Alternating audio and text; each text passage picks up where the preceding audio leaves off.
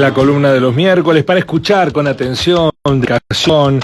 Nos ayudan a pasar a una segunda articulación, interpretar la realidad, analizarla no desde el simple relato de los hechos. Recibimos hoy al doctor en filosofía Pablo Olmedo, que nos va a hablar de lo que amamos, lo que odiamos y la democracia. Buenos días, Pablo. ¿Cómo va? ¿Cómo andas, Guillermo? ¿Todo bien? Muy bien, muy bien. Con atención te escuchamos.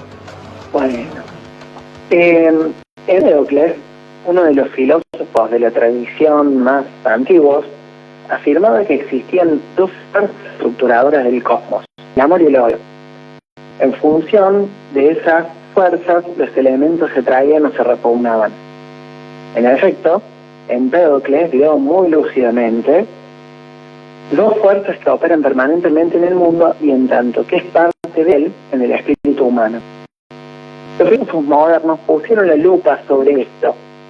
Una de las preguntas que atraviesa a estos pensadores de la modernidad es la de cómo se configura la estructura afectiva que nos hace amar u odiar determinadas cosas. Responder este interrogante era para ellos una cuestión de primer orden. ¿Cómo pensar, si no, un posible ordenamiento social si no podemos identificar aquello que nos lleva a acercarnos o alejarnos de los otros? Spinoza, Nietzsche, de Hobbes, Rousseau, este interrogante acecha sus páginas. Spinoza, precisamente en su tratado sobre la reforma del entendimiento, compuesto a mediados del siglo XVII, intenta dar con un método que permite a los seres humanos tener ideas verdaderas.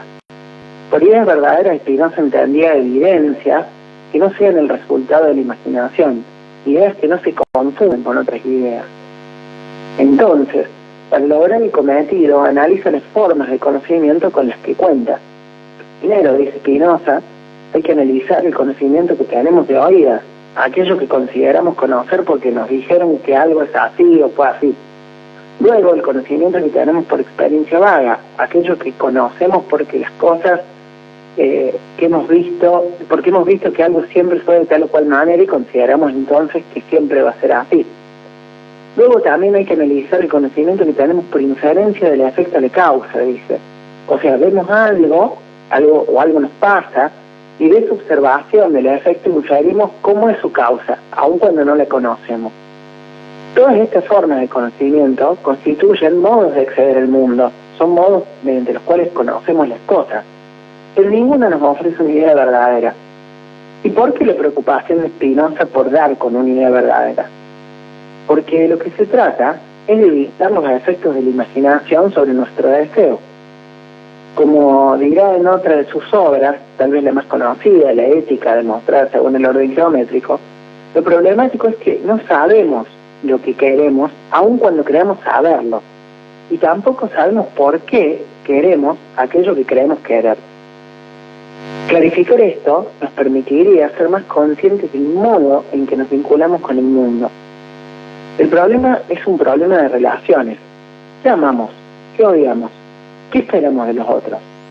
Con otras modulaciones, cuando Rousseau ideó la educación de su Emilio, ella consistía en un minucioso trabajo de regulación de las relaciones que ese niño debía ir estableciendo con los otros, con el mundo, con la naturaleza, para que en esa trama de relaciones no se extravíe su deseo.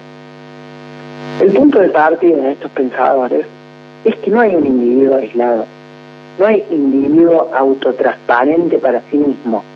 Lo que prima es, al contrario, la opacidad respecto de quiénes somos. Nosotros los más desconocidos para nosotros mismos, decía Nietzsche.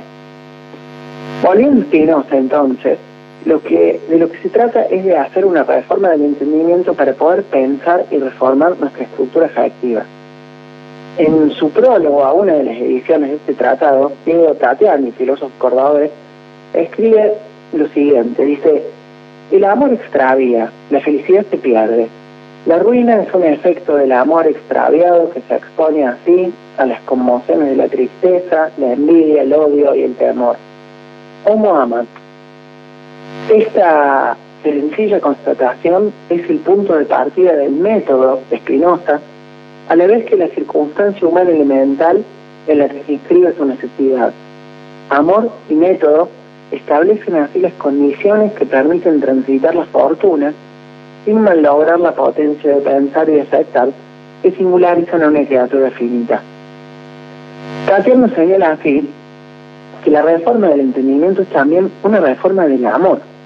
La pregunta es, ¿cómo evitar la ruina de la vida, de la propia vida? Que a cada paso puede restaurarse, extraviarse, detrás de deseos fundados en ilusiones e imaginaciones alucinarias. ¿Cómo sostener una vida fundada en un vínculo amoroso con el mundo y los otros que nos permite mantener abierta la capacidad de ser afectados, como cuando éramos niños? Lyotard, un filósofo francés del siglo XX, señalaba al respecto que la infancia es justamente eso, la capacidad de ser afectado. Entonces, ¿cómo evitar la vida que se extravía en el odio, que se cierra sobre sí misma, sobre la que cree comprenderse con claridad a sí misma? En última instancia, ¿es posible pensar una democracia sin cultivar el amor por el mundo y por los otros?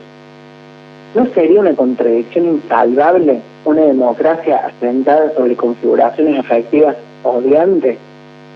¿No es urgente volver a pensar la reforma del entendimiento del amor para pensar la posibilidad de la democracia como forma política? Es interesante eso. Da la sensación que estamos tan atropellados por los problemas del día a día que no nos sentamos a reflexionar sobre eso, Pablo.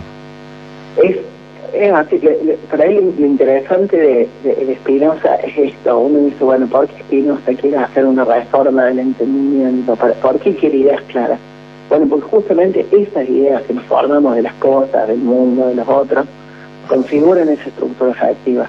En la medida en que no pensamos cómo conocemos las cosas y en esa medida cómo nos constituimos afectivamente, cómo nos vinculamos, nos alejamos, nos acercamos a las cosas, es muy difícil pensar también un ordenamiento social, digamos. Y eso es importante frente a esa ilusión de un individuo aislado que aparentemente es autotransparente para sí mismo, que sabe lo que quiere, pero justamente en esas configuraciones afectivas que vemos socialmente, en los medios de comunicación, en las expresiones que están, por desgracia, multiplicándose hoy en nuestro país, de odio, o sea, son configuraciones que terminan siendo odiantes y parece que tienen muy claros los motivos de su odio respecto de los otros, ¿no?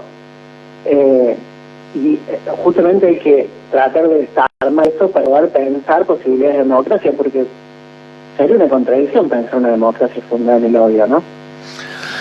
Sí, pero da la intención manifiesta diaria, algunos lo necesitan para construirse políticamente, ¿no? Sin eso no funcionarían. Sí, tal vez habría que pensar frente a esos discursos que apelan a eso para constituirse políticamente, señalar si estos discursos son democráticos, ¿no? Interpelarlos en ese sentido. Muchísimas gracias, Pablo. Hasta la semana que viene, hasta la próxima. Gracias a ustedes. Un abrazo.